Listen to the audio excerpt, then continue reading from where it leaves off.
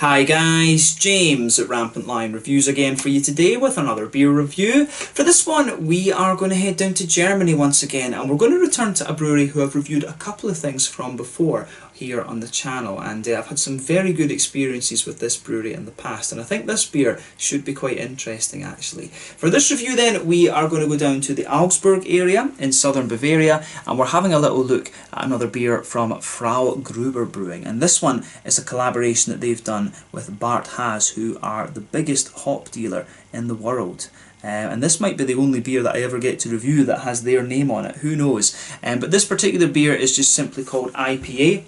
It comes in at 6.8% ABV, and it's a single hopped mosaic beer, this one, so that should be really quite interesting. But this is my fourth review from Frau Gruber on the channel. The one prior to this was the Dimension Shifter, which was the first beer that these guys released through Systembolaget here in Sweden. This particular beer was released on the 3rd or 4th of April 2020 through the Tillfälligt assortment. The last one was released on the 27th of March, if I remember correctly. Before that I reviewed the Escape from Madness back at the end of 2018, and then before that, I think it was mid-2017, I reviewed the Yeast is King, which is their Belgian style IPA, and that's one that they are still producing actually, and I would recommend you have a go at that. That was a very interesting beer. But these guys are probably one of the best known kind of new wave German craft breweries at the moment. As I've told you before, there's some very exciting things going on down in Germany at the moment. There's a lot of these kind of American style breweries popping up, so it's really interesting to see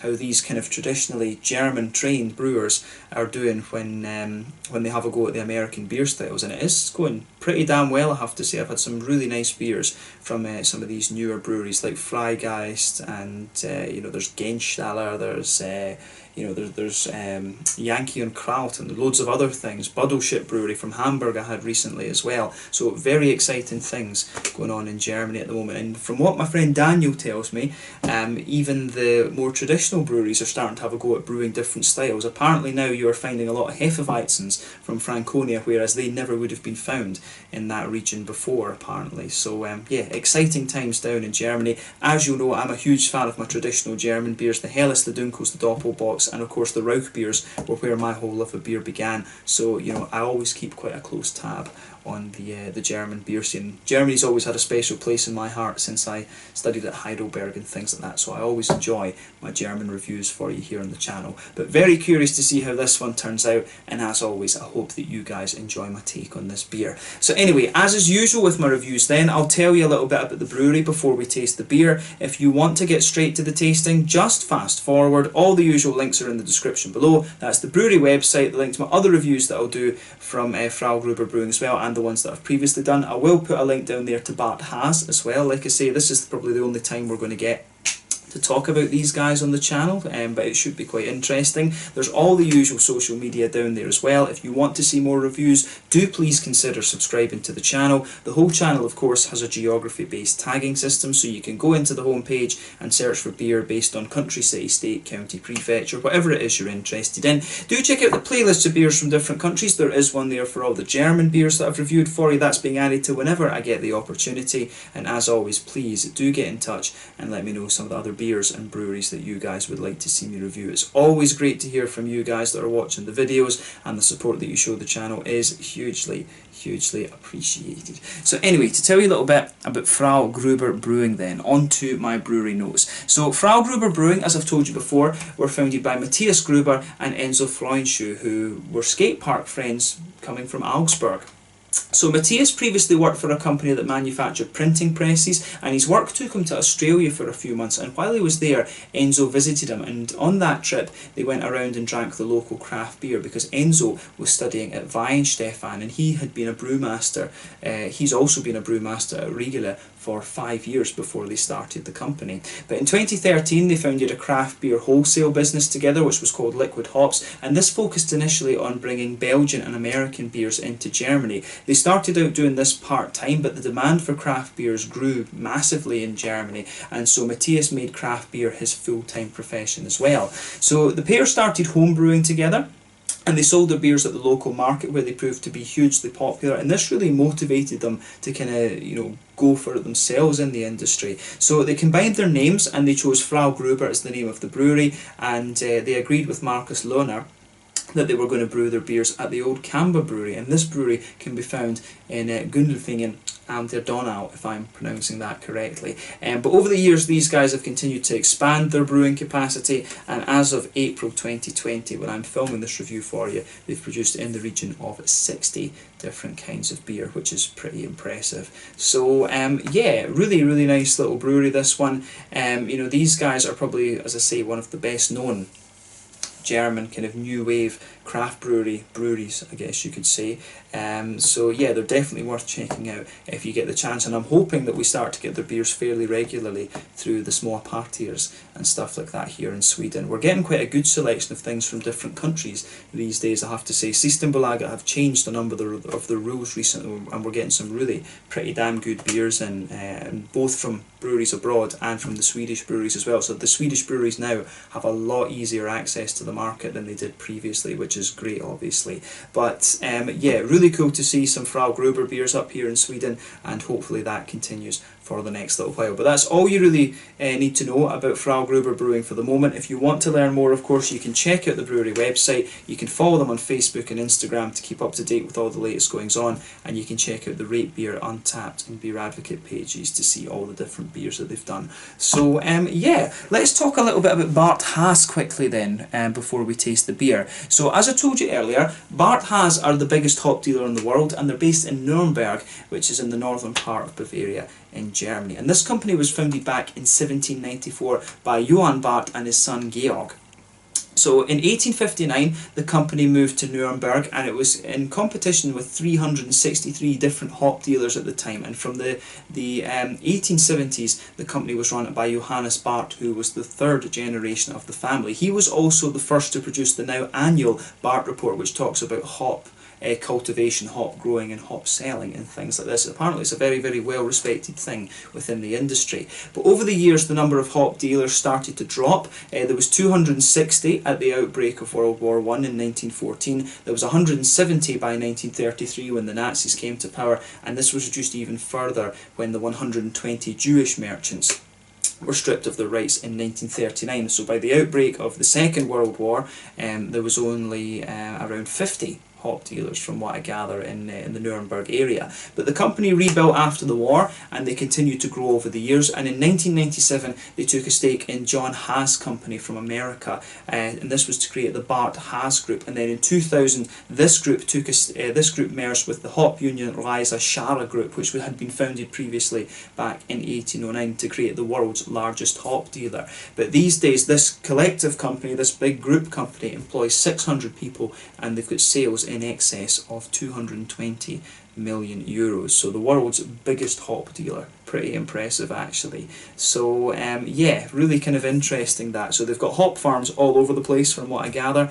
I don't know any other hop companies. I mean, I had heard of John Haas, and I think they kind of operate as a semi-independent sort of entity over in America, because you do see about you do get a lot of hops coming from John Haas and things like that, and I'm guessing with the amount of hop varieties and stuff like that that there are these days, you know, there will be lots of small kind of independent people in like Yakima Valley and down in Australia. You've got the Slovenian hop companies as well, Green Gold Brewing and the things down there as well. You know, there's lots of little hop producers all across, from what I gather.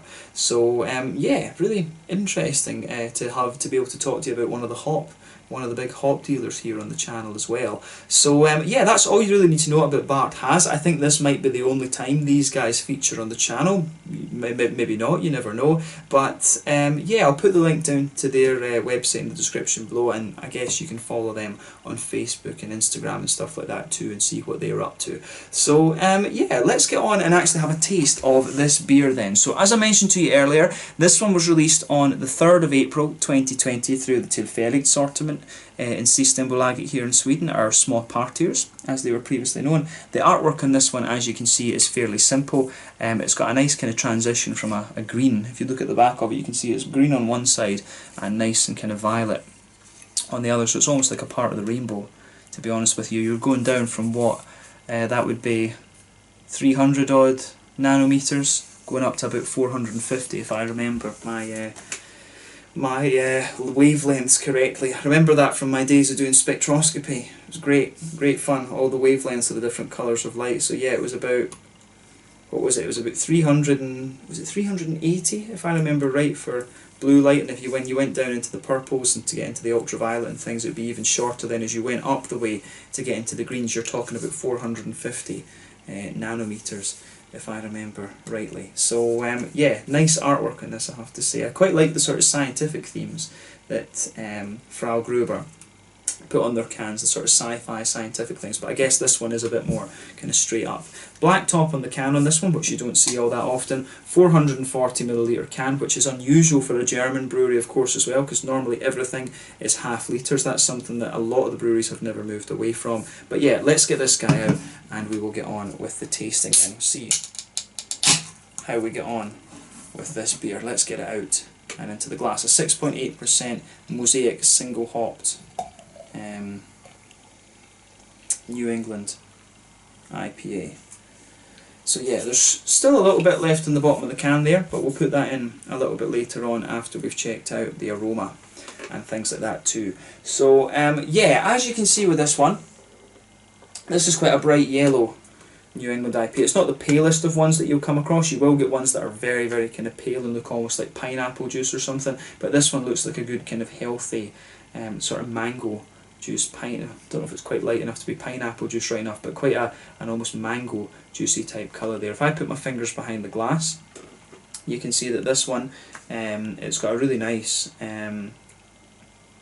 it does have a really nice sort of, it does have a nice level of haze to it. This isn't the haziest one I've come across before, right enough, and it's not quite as soupy and thick as you're going to get from some of them, but it looks as if it's just got that nice level of haze there. You can see there's about a third to a half finger of a frothy white head. There's one or two big bubbles sticking towards the side of the glass, a few little ones going up towards the bottom of that head there, but you know, overall it does look pretty nice, I have to say. So yeah, let's take a closer look at the aroma of this one and see how we get on. There's nothing overly surprising about this beer in terms of its appearance when you consider what style it is. Just a lovely, quite bright yellow and hazy IPA. So yeah, let's take a closer look at that aroma then. Ooh, yeah. That smells really nice, actually. This smells like a really... to me, this leans a little bit more towards the wheaty side of things. So you can smell a good little bit of that kind of nice wheaty base to the beer. The wheat has a little bit of a kind of astringency and a kind of citricy, I guess citricy maybe isn't the right word, a citrusy kind of quality. It's not tart and sharp as you might expect from a sour kind of beer or anything like that. But it's got a really nice... it really has a very, very nice level of bite to it. You can smell in the malt base here that the wheat's going to have a little bit of bite to it, which is great. So yeah, I love that kind of note out of it. You get that lovely kind of smooth wheaty note there. It's got a little bit of a kind of spicy bite to it, and you've also got a wee bit of a kind of you've also got a wee bit of a kind of creamy oaty sort of thing out of this one, which is great. A little bit of a kind of biscuity sweetness in there in my mind as well, but mainly this is quite a wheaty leaning New England IPA in my mind. You get, as I say, you get a little bit of the oaty creaminess, there's a wee bit of the biscuity quality in there as well, and you've got a nice kind of white bready type note in there too. You do have a little bit of the kind of German smoothness, as I always like to call it. I would suspect that there probably is Weirmann malt in here, and in my experience Weirmann malts are quite distinctive because of the kind of white bready smoothness that they have in terms of the flavour and the smell. Actually, you get a lot of that out of these German beers. So yeah, just keep that in mind when you smell this one. On the hoppy side of things, you know, the mosaic notes come out really, really very nicely. You can smell a wee touch of earthiness to this one, which is one of the distinctive characteristics of mosaic. There's a good little bit of a floral aromaticity. You've got some nice kind of grassiness to this one as well. But I mean, the big distinctive feature of mosaic is that juicy kind of tangerine orange. Sometimes mosaic can give you a little bit of an almost kind of it's like a mix between a pineapple-y mango type thing, but you've also got a little. You can also in the flavour sometimes get a wee hint of blueberry, but you get a lovely kind of juicy tangerine orangey note out of this one. Yeah, you can smell the tangerine oranges in this straight away. It has a little bit of an oiliness to it in that regard, and I've always said I'm a huge fan of the orangey smelling hops. I mean, if I remember right, is it the Waiti from down in New Zealand? And that's always got a lovely orange to it. Pacifica as well, and you've got Sabro these days, Azaka, and Mandarina Bavaria from Germany, Mosaic, and the classic Amarillo. You know, you've got all of these kind of hops. So yeah, I love a big juicy orangey hop, and then this one kind of just suits the bill. When you sugar this beer up a little bit more, you do start to get more of a kind of pungent citrusy quality out of it, which is quite nice. But the aroma of this beer really is very, very nice in my mind. So take a little bit of time and enjoy the aroma of it before you get stuck in. It's got a lovely juicy, slightly oily orangey quality to it, some grassy kind of floral notes, and then you've also got some nice kind of wheaty pungency to it as well, which is great. So yeah, take a bit of time and enjoy that before you get stuck into it. But yeah, let's have a taste of this one then and see how we get on. This one is just simply called IPA, and it's a collaboration between Frau Gruber Brewing in just outside of Augsburg. Was it Gundelfingen and Donau, if I remember right? What was the name of the place again? Gundelfingen and Donau, to give you the precise pronunciation, just outside of Augsburg in Bavaria in Germany, and Barth Haas, who are the largest hop dealer in the world. This one's a 6.8% mosaic hopped single New England IPA. Slàinte, skål, prost.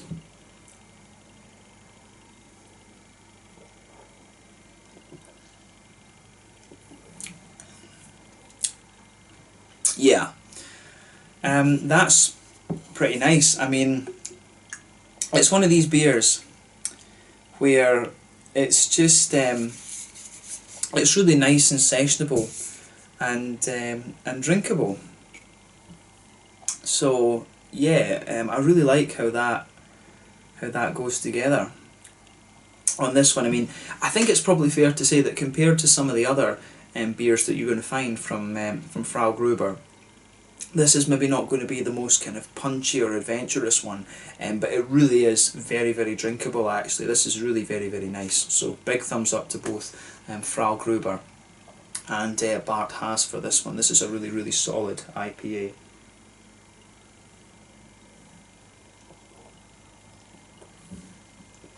I mean, it's one that ticks a lot of boxes for me at least, because I'm a big fan of the more orangey leaning beers, especially the West Coast IPAs. Nebuchadnezzar from Omnipollo is still one of my favourite kind of West Coast IPAs, because of the big Amarillo presence that it has, those big orangey notes.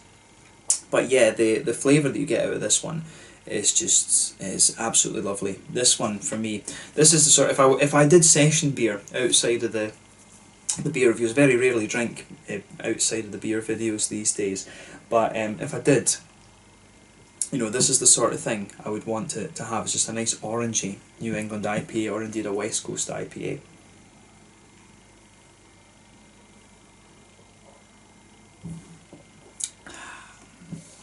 But yeah, this is good. So yeah, let's try and break down the flavour of this one then and see how we go on. So straight away, you can feel that nice kind of wheaty base just blanket the middle of your palate there, and that forms the linchpin of the beer. When you go towards the back of the tongue, you can pick out a little bit of the kind of wheaty bitiness there, which is nice. That kind of pushes its way out a little bit further, and a little bit further out into the aftertaste. As you come further forward from that, you do have you know, you get a little bit of a kind of biscuity sweetness in the very centre of your palate, and then you get a little bit of a kind of oaty creaminess out of this this beer as well, which is quite nice.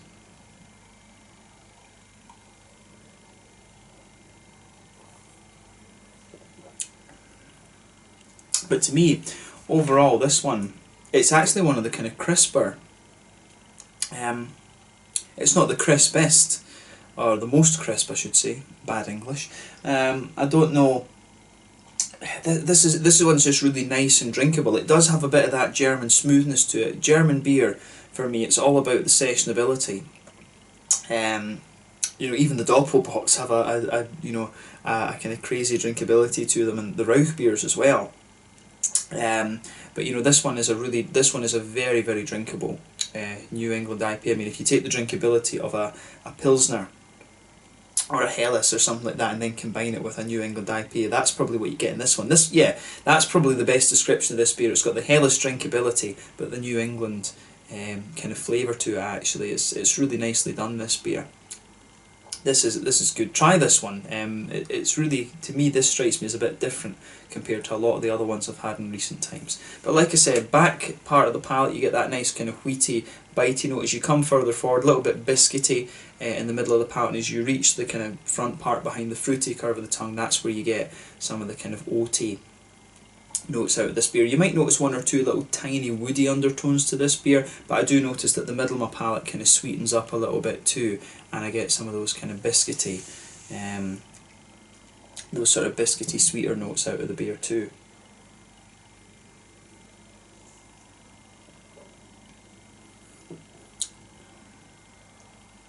Yeah, I really like how that goes together. I've said that a few times.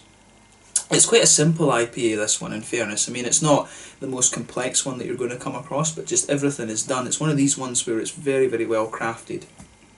And you know, that's kind of what I've come to expect of Frau Gruber. They know what they're doing with this style, actually. In terms of the hoppy side of things then, back corners of the palate, you've got a little bit of that earthiness that you expect of Mosaic. As you move further forward along the sides of the tongue, as you move further forward, you start to get more of a kind of floral aromatic note out of the beer. It doesn't quite become spicy on the front corners of the palate, but you do get a little bit of that kind of nice kind of floral presence to it. Then round the front curve of the tongue, it's just a little bit lighter and more grassy, and then behind the front curve of the palate, you get that nice oily bubble where those juicy fruity esters start to push their way out of the beer, and that's where you get these lovely big orangey notes from the Mosaic, of course.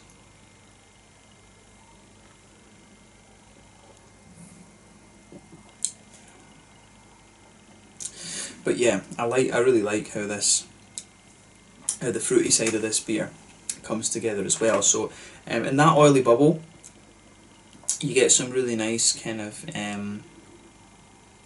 you get some very nice kind of just light kind of tangerine notes. I mean, if you go to the back of the palate there, you might get a bit of a kind of stronger tropically note. It's maybe almost a little bit pineapple-y, like a bit of a kind of strong pineapple flavour, but then as you push further forward on the palate, you really start to get that kind of tangerine orange thing that you always expect for the Mosaic. And if you go right into the very kind of front centre tip of your tongue, you'll get a little bit of that blueberry quality, which is a wee distinctive note of the Mosaic hop as well, which is quite interesting. But yeah, this is one of these beers. It really has an almost Helles-like crispness to it. The oaty creaminess, I think, is quite not subdued, but quite subtle in this one, I would say. But it really is, this is like a New England IPA that has the drinkability of a Helles to it, but the kind of stronger flavours you'd expect of an IPA, of course. So it gets a thumbs up from me. I really like this one. Try it for yourself and see what you think. I'm not sure how limited this brew is. I'm guessing that it might have been released in Germany already, and then it's they've sent another batch of it up here to Sweden. That's quite often what happens with the small partiers and things like that. We'll get beers that were released maybe a couple of months back in the home country, they brew another batch and it comes to Sweden and Norway and things like that a little bit later on. But this is a really nice, very drinkable New England IPA. Is it quite as bold and things as other ones I've had from these guys? No, this is definitely one of their more kind of simple, straightforward beers. But sometimes that's the way to go. Sometimes simplicity is key. So there you go.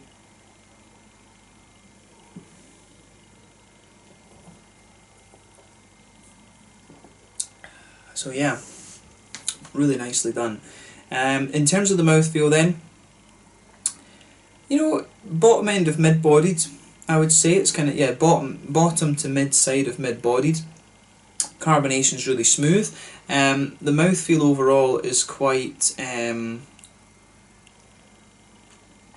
mouthfeel overall is really quite it really is more just smooth rather than anything else. It's not really oily, it's not really wet, just quite smooth. In terms of hoppy bitterness, I think we're talking about 25-30 IBUs with this one. The malt base, like I say, is really smooth rather than anything else. It's not thick and creamy, it's not got really much sweetness to it, and the fruity notes are a little bit kind of light and oily in my mind. It's not overly oily though, it's got a bit of juiciness to it also. But yeah, a really kind of straightforward mosaic IPA this one, and I really like how it all goes together. One of these beers that's not crazily complex but just really nicely crafted. So thumbs up to both Frau Gruber Brewing and to Barth Haas for this one as well. Really nice stuff. So give it a go if you're a fan of a nice sessionable orangey leaning New England IPA. But yeah, once again, thank you for watching my beer reviews. As always, please let me know your own thoughts on this beer in the comment section below. Let me know what your favourite beers are from Frau Gruber as well. No doubt we will return to these guys at some point, hopefully fairly soon, and I'll need to read up a little bit more on Barth Haas and see the different hop varieties and things. That could be a good little research thing for me to do for you as well. But yeah, this one was just simply called IPA, a collaboration between Frau Gruber Brewing in Gundelfingen and Donau near Augsburg in Bavaria, Germany, and Barth Haas, who are the world's biggest hop dealer based in Nuremberg, also in Bavaria in Germany too. Thank you again for watching, and I will catch you guys very soon. Slàinte, skål, prost, make sure you check out this beer. Cheers.